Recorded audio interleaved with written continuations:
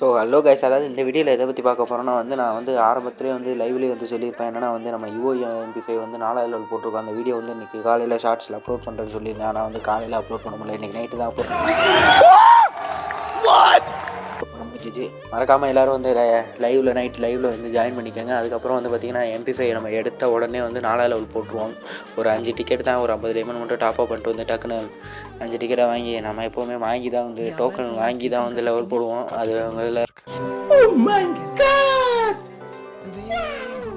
நம்ம ஓல்டு சப்ஸ்கிரைபர்ஸுக்கு தெரிஞ்சிருக்கும். ஏன்னா வந்து நம்ம ஏகேவே 30 டிக்கெட்டுக்கு 300 டைமண்ட் போட்டு தான் எடுத்தோம்.